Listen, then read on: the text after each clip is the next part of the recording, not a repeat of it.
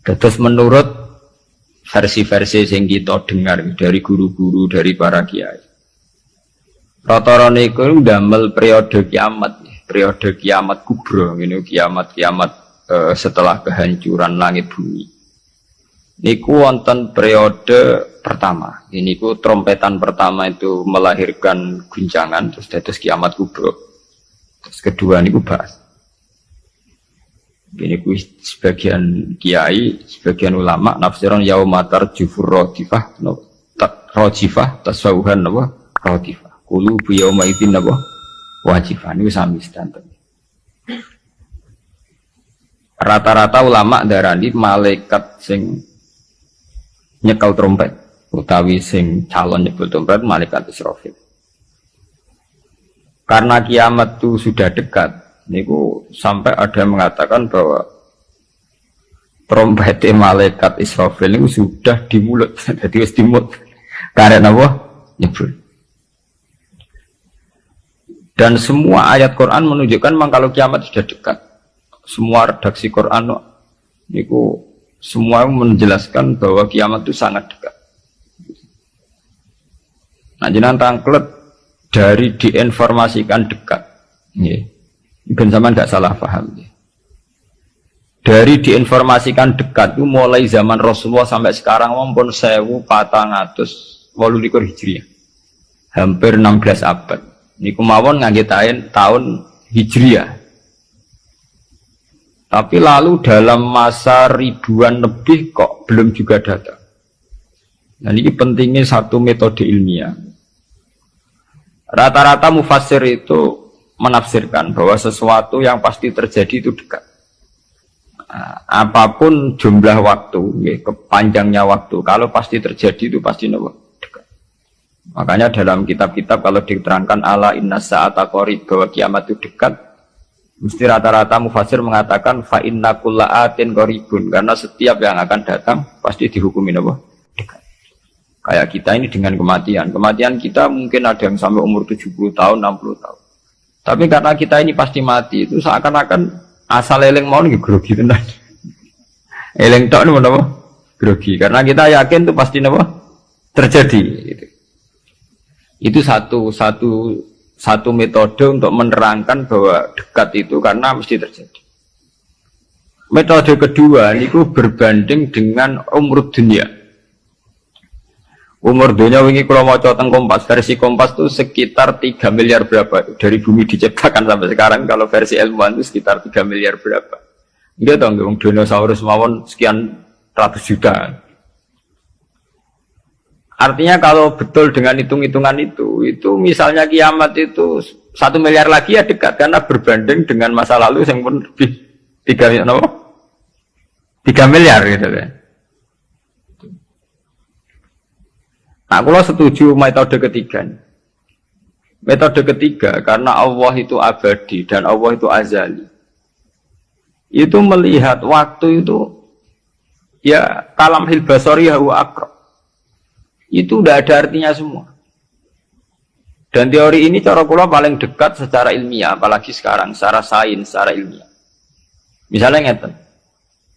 Cara semut kon mecah nondok, iku pikirane kok bisa mecah nondok iku nak dar grogoti 2 wulan lagi sono apa? Pecah. Nak sing mbok kongkon semut. Tapi kanggo sampean, tak gites langsung napa? Pecah, ambil. Artinya manusia itu gak lepas dari ruangan. Artinya satu analisis yang dibatasi oleh keterbatasan manusia. Bumi kok ngene kok hancur ngenteni global warming, ngenteni pemanasan global, ngenteni macam-macam, nak cairan Afrika meleleh, nak sistem bumi tata surya sudah hancur, sistem galaksi sudah. Iku acara manusia. Jadi dengan segala ilmiahnya manusia, bayangno kiamat tentu nunggu global warming, nunggu tata surya sing rusak galaksi.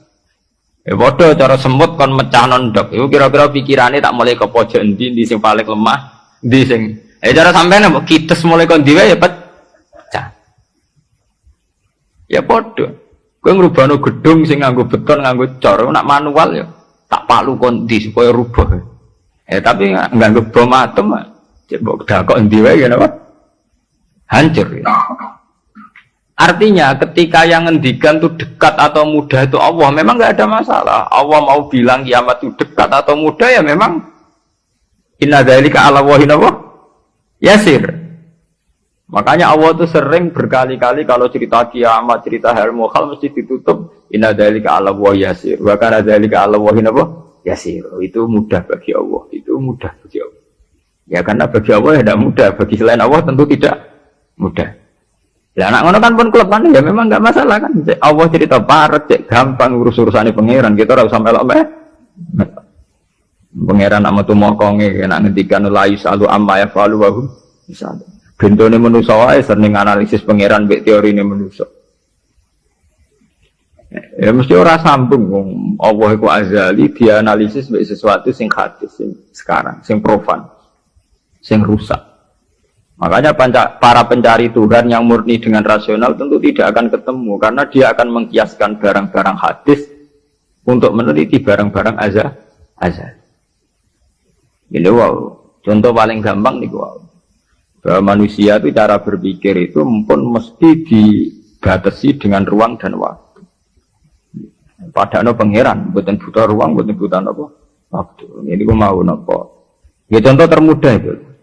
Contoh termudah, jika kita nganggap kiamat, itu tentu dengan teori rasional kita akan bicara tentang bumi tua sekian tahun lagi. Sistem galaksi itu per tahun bergeser sekian. Kayak laut itu ngalami rob itu setiap tahun itu sekian senti. Kalau sekian senti kali sekian ratus tahun, berarti begini.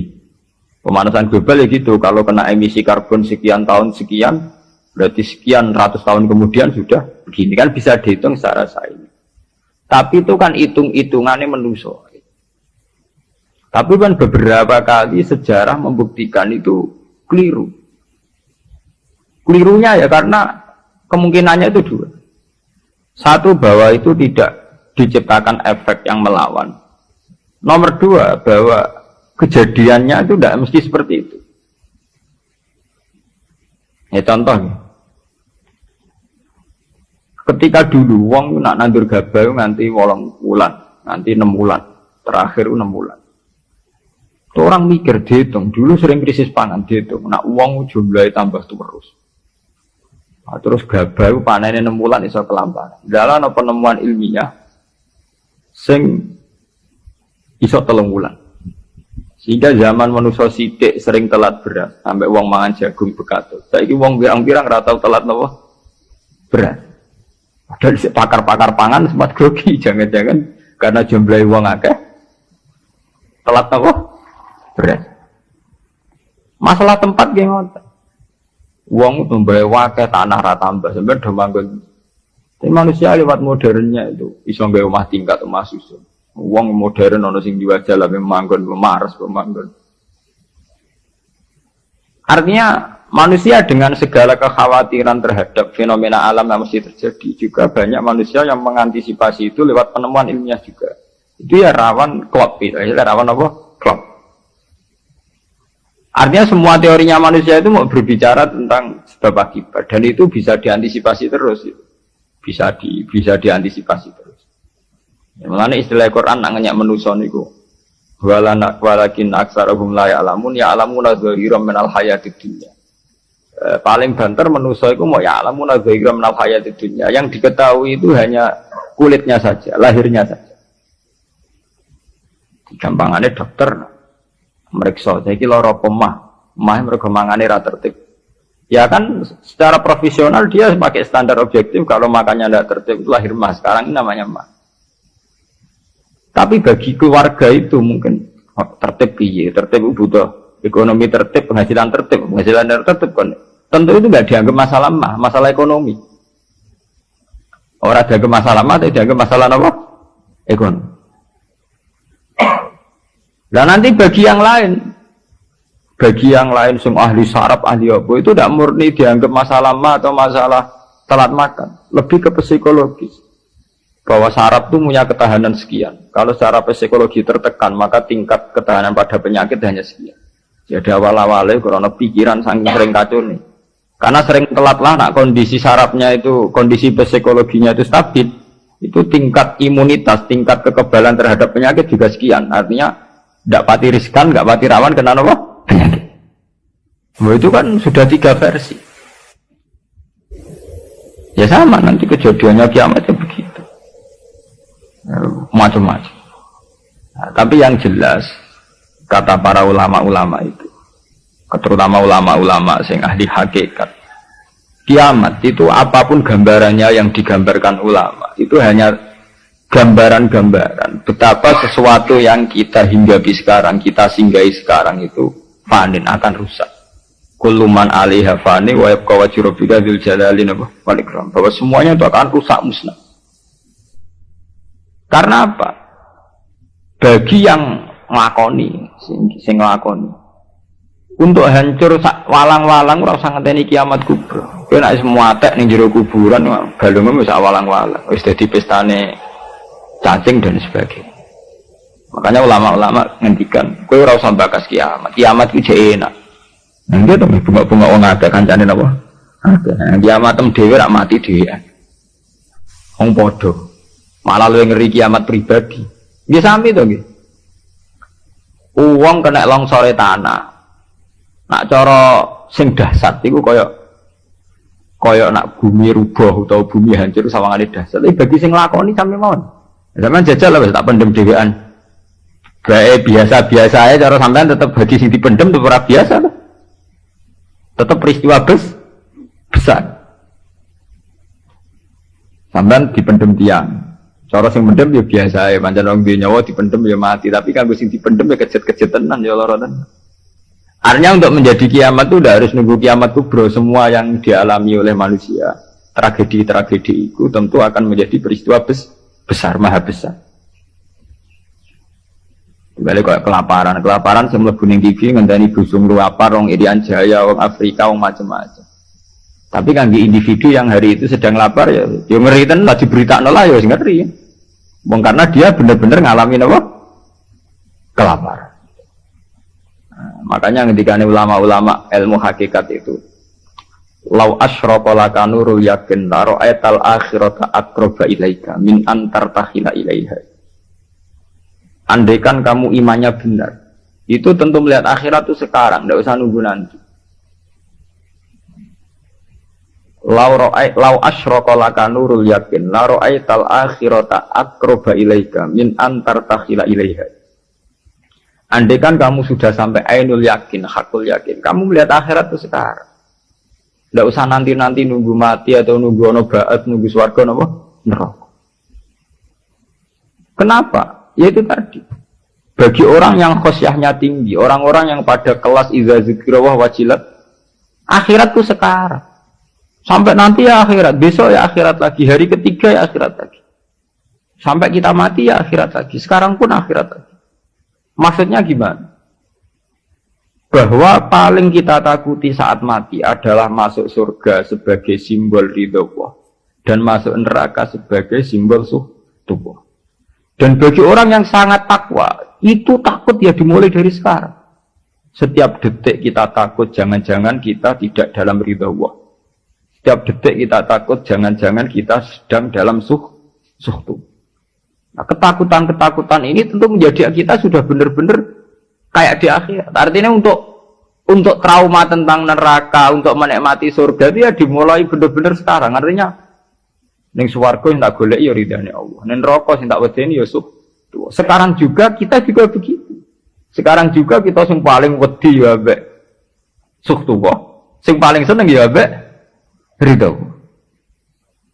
Mana akhirat ngenteni mati ya akhirat yang bentuk.